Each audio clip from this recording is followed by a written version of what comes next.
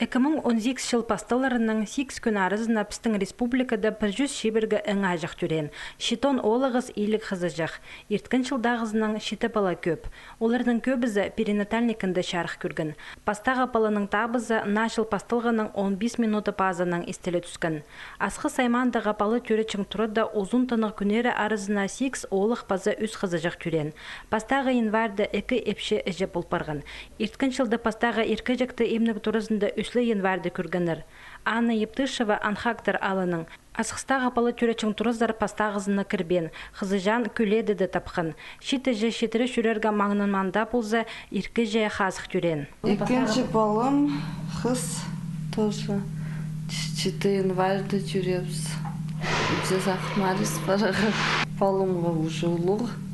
Мұнда пазок сейшік балышық бараға. Прайсына үйрін септі болыр.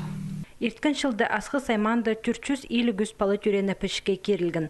Оларының арызында 280 ыңажық асқыстағы палы түречің тұрыды шарық көргін. Пасқызы палы табырға ағбын зар қары тасыр пасқы да емнің тұрыларын зарпарған. Республикада перинатальникін сентябрь айда азылған. Путусқа түрен палылар саны пармуң аспарыбызғын. Ненже дышылымының алынды асқы саймандылы ол сен еркежек шарық көргін. Перинатальный центр азылған сонда пістің мұнды асқыс аймағында көбізін ходетергі бірде сетікті мен жұтқан епшілер бала тапшылар.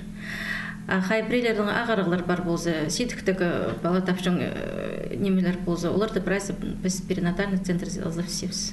Амғы тұста палы тап жатқанардың саны қызырылшы тұқына танықтылша. Олық тұста әжеп олар алынды шет қыстар, епшелер қазықтарын сынықтып, азынады емжелер зір айланырғы күстеншілер.